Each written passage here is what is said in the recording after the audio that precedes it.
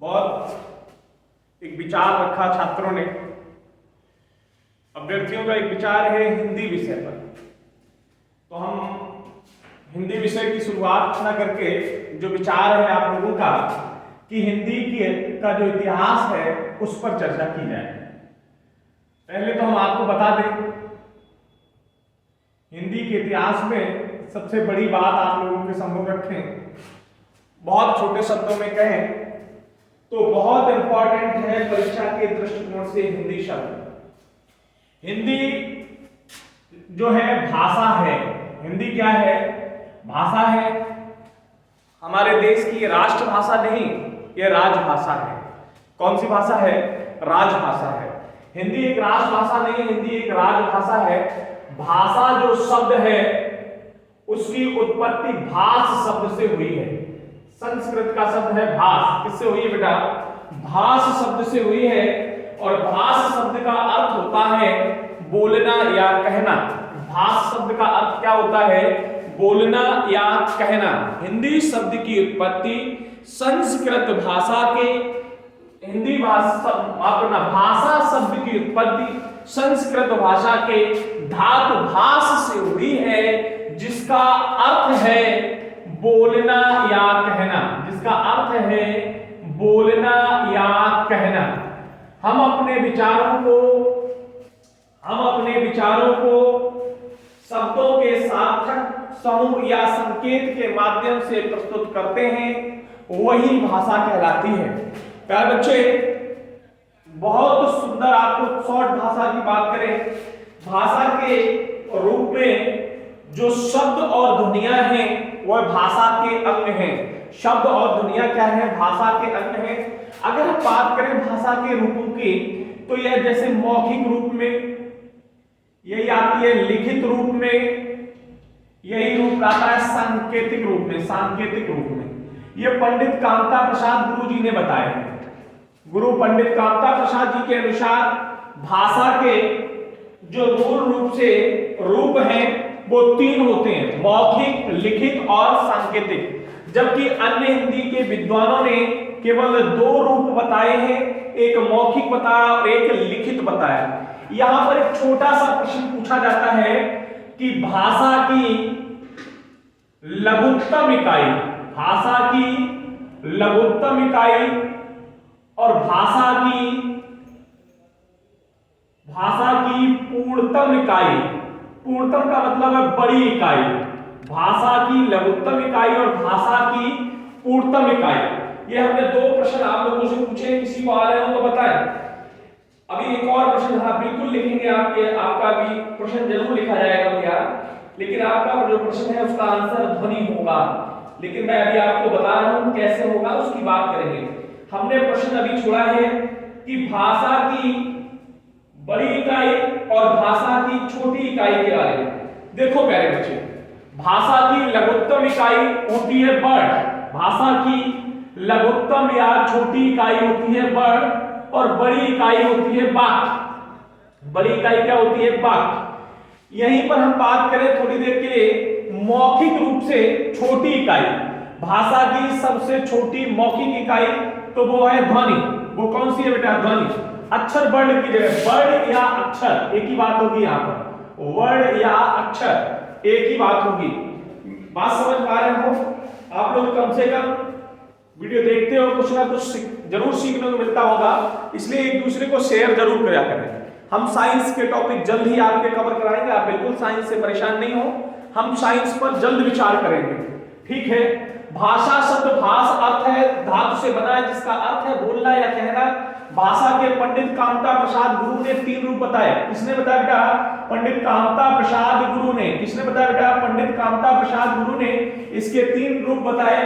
कौन कौन से बताए बेटा? नंबर 1 मौखिक, नंबर 2 लिखित, नंबर 3 सांकेतिक। जबकि मूल विद्वानों ने इसके केवल दो ही रूप बताए, एक को हम कहते हैं मौखिक और एक को हम कहते हैं लिखित। हमने यहाँ पर छोटी सी बात की कि मौखिक भाषा की सबसे छोटी इकाई ध्वनि होती है, जबकि भाषा की छोटी इकाई वर्ड या अक्षर, या भाषा की बड़ी इकाई वाक्य होती है। इसे पूर्णतम इकाई भी कहते हैं। यहां तक बात समझ में आ गई होगी? ऐसा कोई जिसको समझ नहीं आई हो? किसी को हाँ, बात सही है। यहां पर अगर पूछी जाए भाषा की लघुत्तम, माने भाषा की लघुत्तम सार्थक इकाई, तब वर्ड या अक्षर ना लगा के आप शब्द लगा देना, ठीक है। सार्थक इकाई पूछ ली जाए तो आप शब्द लगा लेना। भाषा की लघुत्तम सार्थक इकाई जो है मूल रूप से जो है कौन सी होती है बेटा? हाँ, शब्द होती है, ठीक है। हाँ, वर्ड या चिन्ह जो है लिखित रूप में वर्ड होती है। ध्वनि का जो लिखित रूप वर्णन है वो वर्ड होता है, इसीलिए वो आकर होती है। लेकिन आप याद रखेंगे भाषा की वैसे तो लघुत्तम इकाई वर्ड या अक्षर है, लेकिन सार्थक रूप से शब्द होती है। पूर्णतम या बड़ी इकाई वाक्य होती है। यहां तक बात समझ गए होंगे। हमारा एक छोटा सा यहाँ पर प्रश्न आ रहा है, बहुत ध्यान से देखना आप पर, कि एक क्रम पूछा जाता है। एक क्रम पूछ लिया जाता है कि भाषा का सही क्रम क्या है। तो पहले क्या चीज हुई? ध्वनि। ध्वनि के बाद वर्णित हुआ वर्ड या अक्षर। ध्वनि के बाद वर्ड या अक्षर। वर्ड या अक्षर के बाद आया शब्द। शब्द के बाद मिला पद। पद के बाद मिला वाक्य। और वाक्य के बाद श्रेणी आई अनुवद की। बेटा यही क्रम है। आप चाहो तो यहाँ आगे लिख लेना, यहां से हटा दे रहे हैं, ये इंपॉर्टेंट है, इसको हटा दे रहे हैं, ठीक है। ये क्रम है भाई। अगर हम अभी हिंदी का विकास का एक क्रम लिखेंगे, आप थोड़ा सा इंतजार करिएगा, इतनी बात समझ लीजिए। अब हमने एक शब्द बताई कि भाषा की बड़ी इकाई होती है वाक्य। बेटा वाक्य के बारे में बहुत सी सुंदर चीज बता दें। सेंटेंस को अंग्रेजी में पढ़े होंगे तो टाइप ऑफ टू बताए गए होंगे कि इसके टाइप टू होते हैं। सेंटेंस टू टाइप्स कौन कौन से? Number 1 predicate, number 2 subject, number 1 subject, number 2 predicate. ये किसके टाइप बताए इंग्लिश में। हिंदी में भी वाक्य के दो ही अंग होते हैं, एक को कहते हैं उद्देश्य और एक को कहते हैं विधेय। एक को क्या कहते हैं? विधेय। एक को कहते हैं उद्देश्य और एक को कहते हैं विधेय। सेंटेंस इंग्लिश में भी दो टाइप का होता है और हिंदी में भी प्यारे बच्चे दो ही टाइप का होता है। हमने दोनों टाइप आपके सम्मुख लिख दिए। कौन कौन से दोनों टाइप होते हैं आप देख सकते हैं, ठीक है। जितना अधिकतम बोर्ड आ सकता है उतना आने दीजिए। इसको ज्यादा हिलावट करोगे, टर्न रिटर्न करोगे तो टर्न करने में निश्चित तौर पर बफरिंग का सामना करना पड़ेगा। तो बच्चों को बफरिंग ना हो, बेहतर दिखे, साफ दिखे, अच्छी बात है, ठीक है। इसलिए वाक्य में जिसके बारे में कुछ कहा जाए उसे विधेय, उद्देश्य के बारे में जो कुछ कहा जाए वो विधेय, जिसके बारे में कहा जाए उसे उद्देश्य और उद्देश्य जिसके बारे में कह रहा है वो विधेय होता है। दैट क्लियर, समझ गए होंगे। जैसे कर्ता को उद्देश्य कहते हैं, आप याद रखें कर्ता हमेशा उद्देश्य होता है, बाकी पूरा वाक्य विधेय के अंतर्गत आता है। आशा कर रहा हूं समझ गए, आशा कर रहा हूं समझ गए होंगे हिंदी में। अब बात करें हिंदी। हिंदी जो है एक पारसी या पारसी भाषा का शब्द है, फारसी या पारसी भाषा का शब्द है। यूनानियों का, जो ईरानी लोग थे, ईरानियों का यह उल्लेख माना जाता है। बताया जाता है कि हिंदी सबसे प्राचीन भाषा है, भारत की सबसे प्राचीन भाषा हिंदी है। और बेटा हिंदी अपने स्तर से देखी जाए, जो हम लोग पढ़ रहे हैं, ये भारतीय परिवार की भाषा है, भारतीय परिवार की भाषा है। मैं सही से लिखे दे रहा हूं, थोड़ा सा रब किए दे रहा हूं। हिंदी जो है भारतीय परिवार की भाषा है। हिंदी जो है भारतीय परिवार की भाषा है। बहुत ध्यान से सुनिएगा। पहले हिंदी, इसका सबसे पहले प्रयोग ईरान के निवासियों ने ही किया था। बेटा हिंदी शब्द का जन्म जो है संस्कृत भाषा के सिंधु शब्द से हुआ है। हिंदी भाषा का जो जन्म है वो संस्कृत भाषा के सिंधु शब्द से हुआ है। सिंधु के किनारे रह रहे लोग सा को हा पढ़ते थे। इधर के लोगों को हिंद, हिंदू और हिंदुस्तान इस तरह की रचना हुई। वो आप भूगोल में जब भारत के नामकरण की रचना पढ़ेंगे तब बताएंगे। हम कहते हैं ना हिंदी, हिंदू, हिंदुस्तान, हिंदी, हिंदू, हिंदुस्तान, यह एक नारा आया था।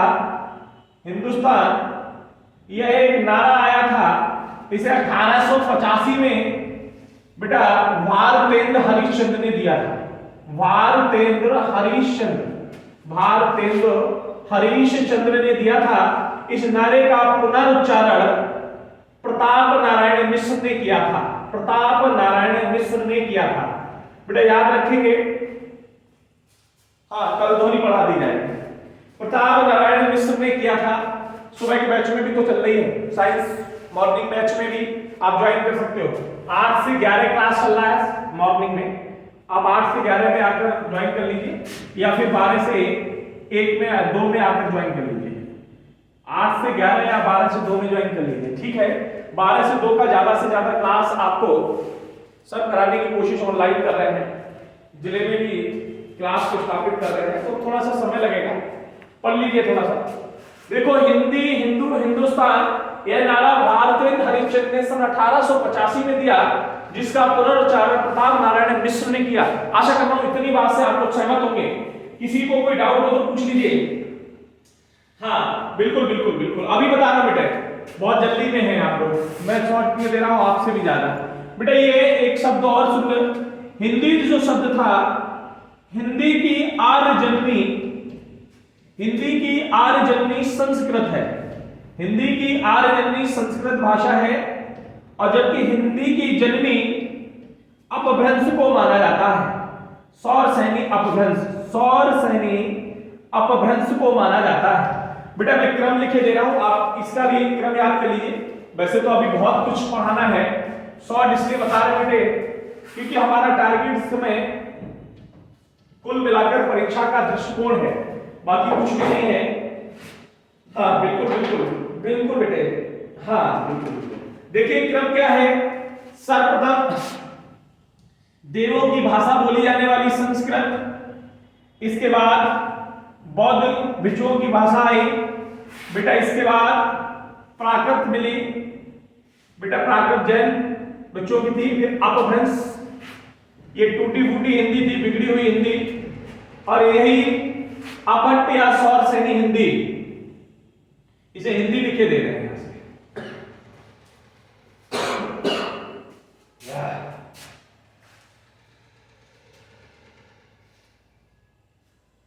भगवान गौतम बुद्ध ने पाली भाषा में उपदेश दिए। महावीर स्वामी ने जैन धर्म के अनुयायी संस्थापक, जिन्होंने प्राकृत भाषा में दिए। अपभ्रंश बिगड़ी हुई हिंदी या बिगड़ी हुई हिंदी को कहा जाता है। बेटा देखो देववाड़ी भाषा, देववाड़ी भाषा संस्कृत थी, बौद्धों की भाषा पाली थी, जैन मुनियों की भाषा प्राकृत में थी, महावीर स्वामी ने जो दिए थे। और बेटा जो बिगड़ा हुआ रूप था हिंदी का वो था अपभ्रंश, उसके बाद सही रूप मिला हिंदी का बिगड़ा हुआ रूप। आशा कर रहा हूं समझ पा रहे होंगे, ठीक है। पाली भारत की प्रथम देश भाषा है, और जबकि सबसे पुरानी भाषा प्राकृत है।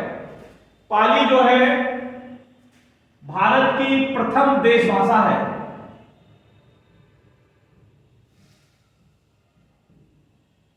ठीक है, जबकि प्राकृत सबसे पुरानी भाषा है। बिल्कुल सही प्रश्न पूछा है कि अभी सर आपने बताया कि हिंदी जो है भारत की सबसे प्राचीन भाषा है, कोई गलत नहीं कहा बेटा, आपने बिल्कुल सही कहा है। ठीक है, विस्तार बहुत लंबा है इसलिए उस पर ज्यादा समय नहीं खराब कर रहे हैं, ठीक है। हाँ हाँ बोला मैंने बेटा, हिंदी की जो उत्पत्ति वो सौर सैनी अपभ्रंश से हुई है, लिखा भी है, ये लिखा है, आप देखिए बोर्ड पर देखिए भाई। हाँ हाँ बिल्कुल बिल्कुल, ये भैया का प्रश्न ये है, खड़ी बोली को क्या कौरवी कहते हैं? बिल्कुल, खड़ी बोली को कौरवी या मानक हिंदी बोलते हैं, तो कौरवी या मानक हिंदी बोलते हैं। अब असल में पढ़ा हुआ है ना, इसलिए आपको सारा कुछ याद आ जाएगा। ये सब चीजें हमने पहले ही क्लास में डिस्कस कर दी थी। हाँ बेटे, अभी थोड़ा सा उपबोलियों पर पहुंच रहे हैं, थोड़ा सा समय दीजिए, इसको थोड़ा सा बता दें। हिंदी में राज आयोग का गठन, बेटा राज आयोग का गठन 1955 में हुआ। हिंदी का जो राज आयोग बनाया गया था उसका गठन 1955 में हुआ। एक यहां पर और प्रश्न हम आपके लिए बता दे रहे हैं कि 14 सितंबर सन 1949 को हिंदी जो है, आपको पता ही है कि हिंदी दिवस के रूप में 14 सितंबर मनाया जाता है। तो 1949 को स्वीकृत हुई, परंतु 14 सितंबर सन 1953 से दिवस मनाने की शुरुआत हुई। इसीलिए विश्व हिंदी दिवस 14 सितंबर को मनाया जाता है। ठीक है, अंतरराष्ट्रीय हिंदी दिवस 10 जनवरी को बेटा। ध्यान रखना भाई मेरे प्यारे मित्र, 1953 से प्रथम हिंदी दिवस मनाने की शुरुआत हुई। प्रथम हिंदी दिवस 1953 को मनाया गया। राजभाषा आयोग, भाषा नहीं लिखा है, कोई बात नहीं, सॉरी, भाषा आयोग, राजभाषा आयोग 1955 को गठित किया गया। बेटा यह हिंदी का जो उदय है, इसको थोड़ा सा नोट कर दे। हाँ, ये क्लास रिकॉर्ड कर रहे हैं आप लोग, चलो कर रहे हो तो अच्छा बात, कर लो। बेटा हिंदी जो है, हिंदी का उल्लेख संविधान में भी दिया गया है। तो संविधान में भाग 17 के अंतर्गत उल्लेखित है। अनुच्छेद पूछ लिया जाए तो 343 से 351 का तक है बड़े। ठीक है, धाराओं के बारे में बहुत कुछ पढ़ोगे तो बहुत कुछ हो जाएगा बेटा। ठीक है, हाँ हमने पहले बताई थी, बिल्कुल सही। वो बेटा यहाँ हमने बात ये की कि हिंदी जो भाषा का उल्लेख है वो 343 से 351 तक है। जो अनुच्छेद 120 में है वो संसद में प्रयुक्त होने वाली भाषा का उल्लेख किया गया है। भाग 5 में अनुच्छेद 120 में संसद में प्रयुक्त होने वाली भाषा का उल्लेख लिखाया है। हाँ, भाग 6 में 210 विधानमंडलों में प्रयुक्त होने वाली भाषा लिखाई गई है। 344 में राष्ट्रपति ने 7 जून 1955 को बीजी खेर की अध्यक्षता में प्रथम राजभाषा आयोग बनाया था। मैंने लिख दिया ना बेटा, पहले लिखा दिए थे। चलो डेट बेटा, इसको 7 जून लिख देना। 7 जून 1955 को राजभाषा आयोग का गठन हुआ। इसकी अध्यक्षता बीजी खेर ने की थी। बीजी खेर ने की थी इसकी अध्यक्षता। जो राजभाषा आयोग है इसकी अध्यक्षता किसने की थी? तो इसकी अध्यक्षता बीजी खेर ने की थी बेटा। हाँ, बीजी खेर ने की थी।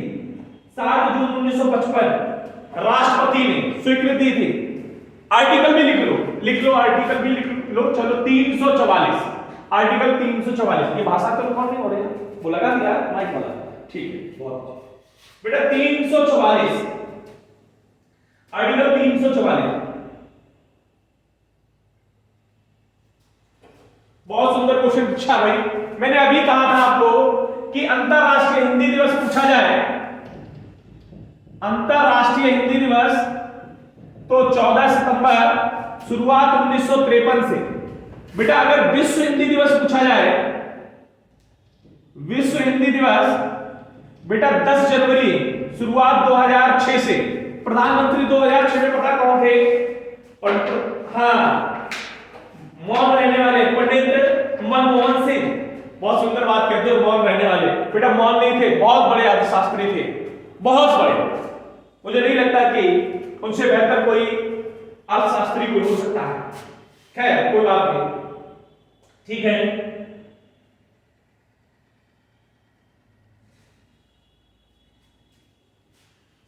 बेटा जो अरे भाई लो, हिंदी सम्मेलन की बात की बेटे। पहला भारतीय दूतावास हिंदी सम्मेलन नॉर्वे में हुआ था। ठीक है, सर्वप्रथम भारतीय दूतावास हिंदी विश्व हिंदी सम्मेलन नॉर्वे में किया गया। ठीक है बेटे,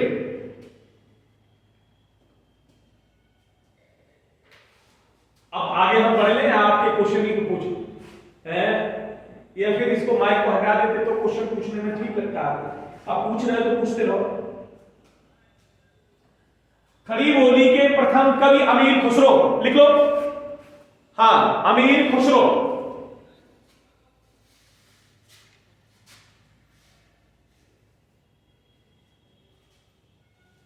अमीर खुसरो 1968 से, उत्तर प्रदेश 1968 से राजकीय कार्यालय। और बोलो, ठीक है भाई। किसी के मन में कोई क्वेश्चन हो तो पूछ लीजिए, बाकी अब मैं आगे बढ़ूं थोड़ा सा।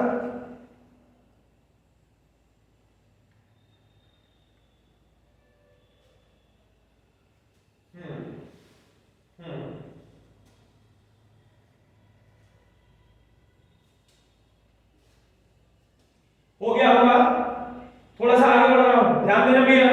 इसके बाद हम थोड़ी सी अन्य विषय की थोड़ा सा इसी पे चर्चा कर ले, इसी विषय की चर्चा कर ले थोड़े से आगे। हाँ, हिंदी में 18 बोलियों का उल्लेख मिलता है। वैसे तो 17 बोलियों का उद्गम दिखाई दिया था। हिंदी भाषा के अंतर्गत 5 उपभाषाएं थी, 22 भाषाएं पहले थी बेटा, 2 भाषाओं का संकलित किया गया है, 5 उपभाषाएं थी, उपभाषाएं 5 उपभाषाएं हैं। पहले 17 बोलियों का उल्लेखित था। दार्जिलिक भाषा पढ़ने से 18 बोलियां हो गई। बोली पढ़ने से ये भी पश्चिमी हिंदी के रूप में के अंतर्गत आती थी। दक्षिणी, हाँ दक्षिणी बताइए, ये सब सौसेनी, हाँ बिल्कुल बताइए बेटे, थोड़ा सा सुनो। 5 उपभाषाएं कौन कौन सी हैं? नंबर 1 पश्चिमी हिंदी, नंबर 1 पश्चिमी हिंदी। ये हमने यहाँ पर 17 क्यों बोला था, इसको भी सुन लेना। पश्चिमी हिंदी के अंतर्गत केवल 5 बोलियां आई हैं। उपभाषा कौन सी थी? पश्चिमी हिंदी, और इसके अंतर्गत बोलियां कितनी आई थी? 5। दूसरी है राजस्थानी हिंदी। राजस्थानी हिंदी बोलियां आई बेटा 4। पहली कौन सी बताई? पश्चिमी हिंदी, दूसरी राजस्थानी हिंदी, तीसरी आई बिहारी हिंदी। तीसरी कौन आई बेटा? बिहारी हिंदी, बोलियां आई 3। तीसरी कौन सी आई? बिहारी हिंदी, और बोलियां आई केवल कितनी? 3। उसके बाद 4 नंबर पे आई पूर्वी हिंदी। 4 नंबर पे आई पूर्वी हिंदी, बोलियां इसके अंतर्गत भी कितनी आई? केवल 3 आई। और अंतिम जो 5वीं थी पहाड़ी हिंदी। कौन सी थी बेटा? अंतिम पहाड़ी हिंदी। पहली कौन सी बताई? पश्चिमी हिंदी 5, राजस्थानी 4, बिहारी 3, पूर्वी 3 और पहाड़ी हिंदी के अंतर्गत 2। तो देखेंगे ये आप ऐड करेंगे तो 17 ही होगा, लेकिन दक्षिणी नाम की जो बोली थी वो पश्चिमी हिंदी के अंतर्गत ही आती थी, इसीलिए 18 बोलियां हो गई थी। अब हाँ 5 बोलियां कौन सी बेटा? खड़ी बोली कौरवी, खड़ी या कौरवी पश्चिमी हिंदी का हिस्सा रहा। ब्रजभाषा भी पश्चिमी हिंदी की रही, कन्नौजी, बुंदेली और बांगरू। ठीक है, खड़ी लिख लो भाई, ये भी लिखना पड़ेगा। हाँ लिख लेना, खड़ी, कन्नौजी, बांगड़ी, खड़ी, कन्नौजी, बांगरू, बुंदेली और ब्रजभाषा, ये पश्चिमी हिंदी है। ठीक है, हाँ ब्रजभाषा भी है, ब्रजभाषा, कन्नौजी और बांगरू। बेटा ये 5 हो गए, खड़ी, ब्रजभाषा, कन्नौजी, बुंदेली और बांगरू। कांगेरी लिख लो, बुंदेली। ठीक है, जो राजस्थानी 4 उपबोलियां थी वो भी बड़ी सरल थी, मारवाड़ी, मैताली, डोंगरी और मालवी। मारवाड़ी, मैताली, डोंगरी और हाँ बेटा मालवी। ठीक है, बिहारी की 3 थी, मगधी, मैताली, भोजपुरी, मगधी, मैताली और मगही, मैताली और भोजपुरी। पूर्वी में भी थी अवधी, बघेली, छत्तीसगढ़ी, गढ़वाली और कुंवर, 2 हो गए। हाँ अच्छा, हिंदी सम्मेलन, बहुत अच्छी बात है बेटा। हिंदी सम्मेलन देखो, थोड़ा सा देखो, टाइम है 4 मिनट है, कोई बात नहीं। देखो भाई हिंदी सम्मेलन देखो, कब और कहां हुआ, कितने देशों में भाग लिया, ये सब डिस्कशन नहीं हो पाएगा इस क्लास में। पहला हिंदी सम्मेलन जो है बेटा 10 जनवरी 1975 को हुआ था। प्रथम हिंदी सम्मेलन 10 जनवरी 1975 को हुआ था। और बेटा ये इंदिरा गांधी जी उस समय भारत की प्रधानमंत्री थी। ठीक है,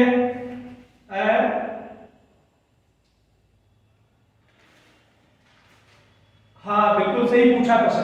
भैया का प्रश्न ये है कि सर हिंदी सम्मेलन 1975 में हुआ था और उस समय के प्रधानमंत्री कौन थी? तो उस समय प्रधानमंत्री 75 में इंदिरा गांधी थी। इंदिरा गांधी ने विश्व हिंदी सम्मेलन प्रत्येक जो घोषणा हुई थी, लेकिन 10 जनवरी 2006 को भारत के प्रधानमंत्री, पूर्व प्रधानमंत्री डॉक्टर मनमोहन सिंह ने प्रत्येक वर्ष भारत में विश्व हिंदी दिवस मनाया जाएगा इसकी घोषणा की थी, लेकिन वहां से मनाया जाता है कि ऐसा उल्लेख मिलता है। तो पहला नागपुर में हुआ था, ठीक है 75 में, दूसरा 76 में हुआ था, 17 देशों ने लिया था, 181 प्रतिनिधिमंडल थे, प्रतिनिधित्व थे बेटा, मॉरिशस में हुआ था। पहला नागपुर में हुआ था और नागपुर में इसको जो एक थीम दी गई थी वासुदेव कुटुंबकम, वासुदेव कुटुंबकम नाम की एक थीम दी गई थी। बेटा 1975 का प्रथम हिंदी सम्मेलन नागपुर में हुआ था। 10 जनवरी से 14 जनवरी तक चला था 1975 को, और बेटा यह नागपुर में हुआ था। इसमें एक थीम थी वासुदेव कुटुंबकम, ठीक है, एक थीम चली थी। और इस सम्मेलन में 30 देशों ने भाग लिया था और 30 देश से लगभग 122 प्रतिनिधित्व आए थे। बेटा जो दूसरा मॉरिशस में हुआ था, इसमें प्रतिनिधित्व की संख्या बढ़ गई थी, 181 हो गई थी और देश घट गए थे, केवल 17 देश थे इस सम्मेलन में, ठीक है। महादेवी वर्मा के सम्मेलन, तृतीय सम्मेलन नई दिल्ली, महादेवी वर्मा रही थी उसकी अध्यक्ष। तृतीय सम्मेलन नई दिल्ली, हाँ नई दिल्ली 28 अक्टूबर को हुआ था। 30 देश आए थे, 260 मिनट बात किया। बेटा 12वां सम्मेलन 2021 को सुबह विश्व में होने हुआ। सम्मेलन का मैं अलग से आपको अगले टर्म की क्लास में पढ़ा दूंगा। सिर्फ वीडियो आपको मिल रहे हैं, जिन लोगों को मिल रहे हैं वो सब्सक्राइब करें। और एक थोड़ा सा अपील है हमारी कि वीडियो को सब्सक्राइब करें, लाइक करें, लेकिन थोड़ा समय देकर देखें। जरूर कुछ ना कुछ नया बताने का प्रयास किया होगा। ठीक है, धन्यवाद आप सभी का।